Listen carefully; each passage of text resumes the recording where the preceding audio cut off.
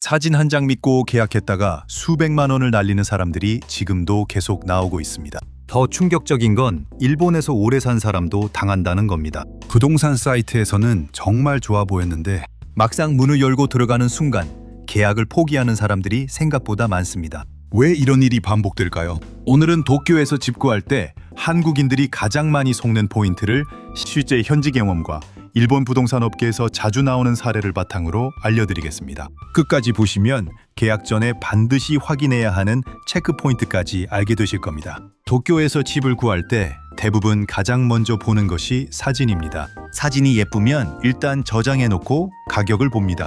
그리고 역까지 몇 분인지 확인하죠. 그런데 바로 여기서 첫 번째 함정이 시작됩니다. 사진은 실제보다 훨씬 넓어 보이게 찍는 경우가 많습니다. 광각 렌즈를 사용하는 건 일본에서도 너무 흔한 촬영 방식입니다. 방이 실제보다 커 보이고 창문도 더 넓어 보입니다. 심지어 천장도 높아 보이게 찍는 경우가 있습니다. 막상 방문해 보면 생각보다 너무 작은데? 라는 말이 자연스럽게 나옵니다. 야후 재팬 부동산 관련 게시판에서도 비슷한 경험담이 꾸준히 올라옵니다. 특히 댓글 반응을 보면 사진과 실제는 완전히 다른 집이었다 라는 이야기가 가장 많이 공감을 받고 있습니다. 좋아요 10,000개가 넘은 댓글 가운데 하나는 사진은 모델하우스 같았는데 실제는 숨이 막힐 정도였다 라는 내용이었습니다. 또 다른 좋아요 10,000개가 넘은 댓글에는 사진만 믿고 계약하면 후회 확률이 정말 높다 라는 반응도 있었습니다. 물론 모든 집이 그렇다는 이야기는 아닙니다. 하지만 사진은 장점만 최대한 보여주도록 촬영하는 경우가 많기 때문에 직접 보는 것과는 차이가 생길 수 있습니다. 그래서 일본 사람들도 사진보다 실제 방문을 훨씬 중요하게 생각합니다. 여기서 많은 한국인이 놓치는 것이 하나 있습니다. 사진 속에 없는 부분입니다. 사진에는 복도가 잘 나오지 않습니다. 건물 입구도 자세히 안 나옵니다.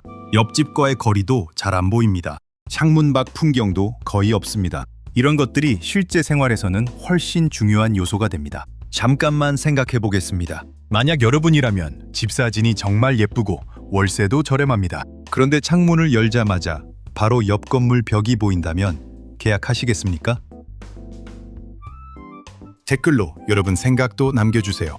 이제 진짜 많은 사람들이 속는 포인트가 나옵니다. 역에서 노보 할 뿐. 이 숫자만 보고 계약하는 경우가 정말 많습니다. 그런데 일본 부동산에서 말하는 도보 시간에는 중요한 기준이 있습니다. 성인 기준으로 분당 약 80m를 걷는 속도를 적용합니다. 신호등도 거의 고려하지 않습니다. 짐도 없습니다. 비 오는 날도 아닙니다. 여름 더위도 없습니다. 언덕도 거의 반영되지 않습니다. 현실에서는 완전히 다르죠. 특히 도쿄는 평지만 있는 도시가 아닙니다. 생각보다 경사가 심한 지역도 많습니다. 매일 출퇴근하면서 오르막을 올라야 하는 집이라면 체감거리는 훨씬 길어집니다. 여기에 환승 통로까지 길다면 상황은 더 달라집니다. 예를 들어 역까지 8분, 환승 통로만 7분, 회사까지 걸어서 또 8분. 결국 집에서 회사 건물까지는 30분 이상 걸리는 경우도 적지 않습니다. 부동산 광고에는 역까지 8분이라고만 적혀 있으니까 처음에는 전혀 모르고 계약하는 겁니다. 여기서 반전이 하나 있습니다. 오히려 역에서 조금 떨어진 곳이 더 살기 좋은 경우도 많습니다. 역 바로 앞은 편리하지만 소음이 심한 곳도 있습니다. 술집이 많은 지역이라면 밤늦게까지 시끄러운 경우도 있습니다. 응급차와 경찰차 소리도 자주 들릴 수 있습니다. 반대로 역에서 12분 정도 떨어져 있어도 조용하고 공원이 가까우며 월세까지 저렴한 경우도 있습니다. 그래서 일본에서 오래 산 사람들은 숫자보다 실제 동선을 먼저 확인합니다. 낮에도 걸어보고 밤에도 걸어봅니다. 비 오는 날도 가능하면 한번 가봅니다. 그 차이가 계약 후 만족도를 크게 바꿔놓습니다. 그리고 한국인들이 의외로 많이 놓치는 것이 밤길입니다. 낮에는 괜찮아 보였던 골목이 밤이 되면 분위기가 완전히 달라지는 곳이 있습니다. 가로등이 적은 지역도 있고 사람이 거의 다니지 않는 길도 있습니다. 특히 여성 혼자 거주하거나 늦게 퇴근하는 사람이라면 반드시 직접 확인하는 것이 좋습니다. 일본 현지에서도 집 계약 전에 밤에 한번 걸어보라는 조언이 자주 나오는 이유가 바로 이것입니다. 그런데 아직 끝이 아닙니다. 다음부터는 사진으로는 절대 알 수 없는 건물 자체의 함정이 등장합니다. 같은 월세인데도 어떤 집은 조용하고 어떤 집은 잠을 못 잘 정도로 시끄럽습니다. 왜 이런 차이가 생기는 걸까요? 다음 내용은 실제 계약 이후 가장 후회하는 이유와도 연결됩니다. 앞에서 역까지 걸리는 시간의 함정을 말씀드렸습니다. 그런데 실제로 계약한 뒤 가장 많이 후회하는 이유는 따로 있습니다. 바로 건물 자체입니다. 겉으로 보기에는 멀쩡한데 살아보면 매일 스트레스를 받는 경우가 있습니다. 그중 가장 유명한 것이 목조 건물입니다. 일본에서는 목조 아파트와 목조 빌라가 상당히 많습니다. 신축이라고 해서 모두 좋은 것은 아닙니다. 방음 성능은 건물마다 차이가 상당히 큽니다.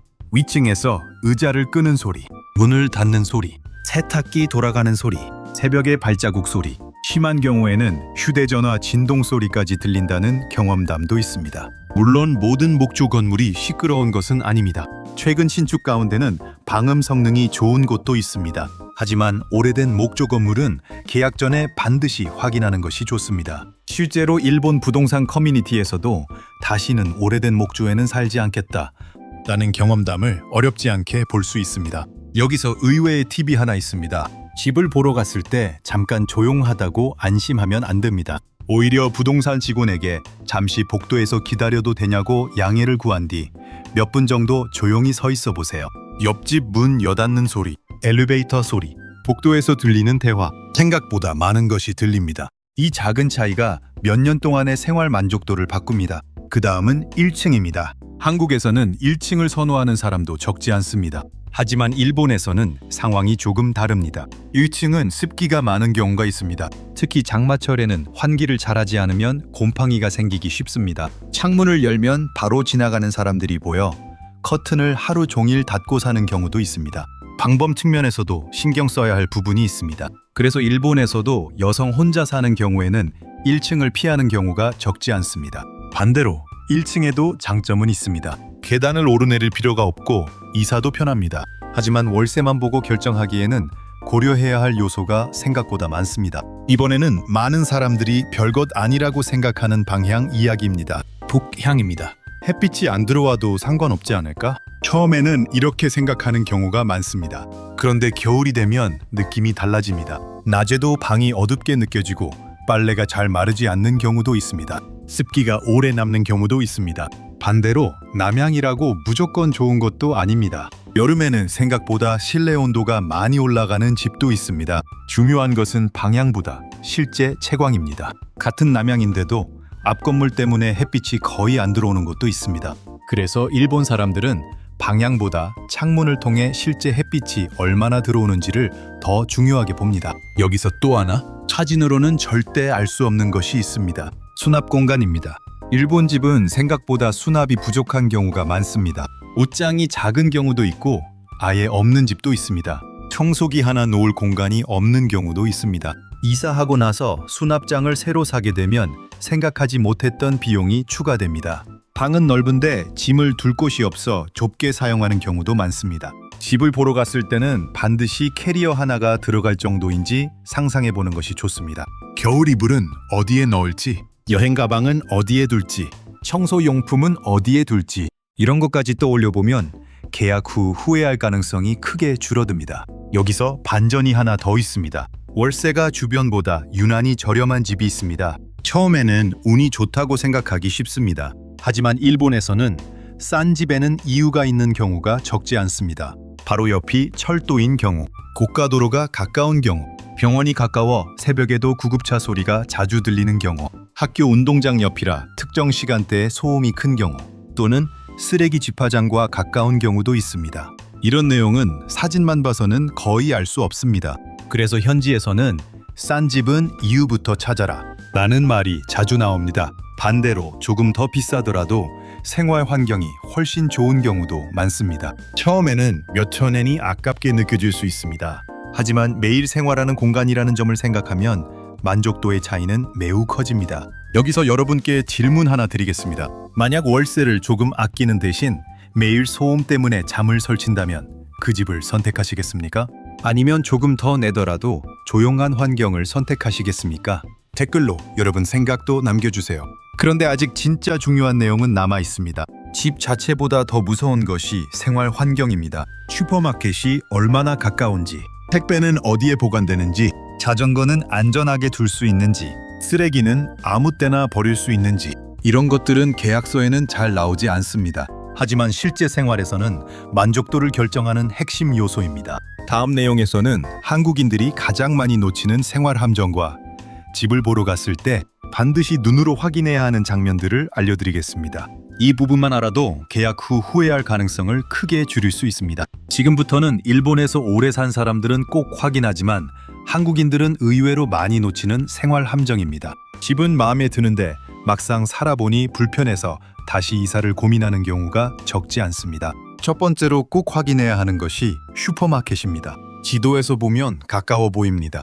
하지만 실제로는 언덕을 올라가야 하거나 큰 도로를 건너야 하는 경우도 있습니다. 퇴근하고 무거운 장을 들고 걸어보면 그 차이가 생각보다 큽니다. 특히 늦은 시간까지 영업하는 마트가 있는지도 확인하는 것이 좋습니다. 도쿄는 편의점이 많으니까 괜찮겠지 하는 생각도 많이 합니다. 하지만 편의점만 이용하면 식비가 꽤 많이 늘어날 수 있습니다. 그래서 일본 사람들은 집을 볼 때 가장 먼저 슈퍼마켓 위치부터 확인하는 경우도 많습니다. 그 다음은 쓰레기입니다. 한국에서는 음식물 쓰레기를 비교적 쉽게 버리는 편이죠. 하지만 일본은 지역마다 규칙이 다릅니다. 타는 쓰레기, 안 타는 쓰레기, 플라스틱, 캔, 병, 페트병. 분리수거 날짜까지 모두 다를 수 있습니다. 심지어 아침 특정 시간까지만 버릴 수 있는 지역도 있습니다. 처음 일본에 온 사람들은 이 부분에서 가장 많이 당황합니다. 규칙을 지키지 않으면 쓰레기 봉투에 경고 스티커가 붙어 그대로 남겨지는 경우도 있습니다. 이런 생활 규칙은 계약 전에 미리 알아두면 훨씬 편합니다. 다음은 의외로 정말 중요한 택배입니다. 한국에서는 문 앞에 두고 가는 것이 자연스러운 곳도 많습니다. 하지만 일본은 건물마다 다릅니다. 택배 보관함이 있는 곳도 있고 없는 곳도 있습니다. 부재 중이면 다시 예약해야 하는 경우도 있습니다. 재택근무가 많거나 인터넷 쇼핑을 자주 하는 사람이라면 택배 보관함 유무는 생활의 질을 크게 바꿉니다. 다음은 자전거입니다. 도쿄에서는 자전거를 이용하는 사람이 정말 많습니다. 그런데 자전거 보관 공간이 부족한 건물도 있습니다. 별도 비용을 내야 하는 곳도 있고 이미 자리가 없어서 기다려야 하는 경우도 있습니다. 계약 전에 확인하지 않으면 나중에 가장 후회하는 부분 가운데 하나입니다. 여기서 반전이 하나 더 있습니다. 부동산 직원이 설명하지 않는 경우도 많은데 주변 골목을 꼭 걸어보셔야 합니다. 낮에는 조용했던 골목이 밤에는 술집 손님들로 시끄러운 경우도 있습니다. 반대로 낮에는 한산했는데 아침 출근 시간에는 자전거와 차량이 몰려 매우 복잡한 곳도 있습니다. 실제로 생활하는 것은 집 안이 아니라 집 주변까지 포함입니다. 이제 마지막으로 집을 보러 갔을 때 반드시 확인해야 하는 장면을 알려드리겠습니다. 이것만 기억해도 계약 후 후회할 가능성을 크게 줄일 수 있습니다. 먼저 창문을 열어보세요. 바람은 잘 들어오는지, 앞 건물과 거리는 얼마나 되는지, 창문을 열었을 때 냄새는 없는지, 철길이나 큰 도로 소음은 들리지 않는지 확인해야 합니다. 다음은 복도입니다. 복도가 지저분하다면 관리 상태를 어느 정도 짐작할 수 있습니다. 우편함에 광고지가 넘쳐 있는지, 공용 공간이 깨끗한지, 조명이 제대로 켜지는지, 이런 작은 부분이 관리 수준을 보여줍니다. 화장실과 욕실도 자세히 보셔야 합니다. 실리콘 부분에 검은 곰팡이가 있는지, 물때는 심하지 않은지, 환풍기는 잘 작동하는지 확인해 보세요. 곰팡이 냄새가 난다면 습기 문제가 있을 가능성도 있습니다. 에어컨도 그냥 지나치면 안 됩니다. 몇 년 된 제품인지, 필터는 깨끗한지, 작동은 정상인지, 오래된 에어컨은 전기요금도 더 많이 나올 수 있습니다. 배수구도 꼭 확인하세요. 물을 잠깐 흘려보내보고 배수가 잘 되는지 확인하는 것이 좋습니다. 악취가 올라오는 집도 있기 때문입니다. 그리고 마지막으로 가장 중요한 것이 있습니다. 휴대전화를 꺼내 인터넷 신호를 확인해 보세요. 생각보다 전파가 약한 집도 있습니다. 재택근무를 하거나 영상을 자주 보는 사람이라면 매우 중요한 부분입니다. 여기까지 들으셨다면 이제 왜 일본에서 집을 구하는 것이 단순히 월세만 비교해서는 안 되는지 이해되셨을 겁니다. 좋은 집은 월세가 가장 싼 집이 아닙니다. 매일 편안하게 생활할 수 있는 집입니다. 계약서는 한 번 사인하면 쉽게 되돌릴 수 없습니다. 그래서 하루 더 고민하는 것이 몇 년의 후회를 막아줄 수도 있습니다. 혹시 도쿄에서 집을 구하다가 사진과 실제가 너무 달라 놀랐던 경험이 있으셨나요? 또는 일본에서 살면서 가장 당황했던 집에 함정이 있었다면 댓글로 공유해 주세요. 여러분의 경험이 다른 사람에게는 정말 큰 도움이 될 수 있습니다. 다음 영상에서는 부동산 직원도 잘 알려주지 않는 집 보러 갈 때 반드시 확인해야 하는 체크리스트 10가지를 실제 사례와 함께 정리해 드리겠습니다. 도쿄에서 안전하게 집 구하는 방법이 궁금하시다면 구독과 좋아요를 눌러주시고 다음 영상도 꼭 함께 해주세요.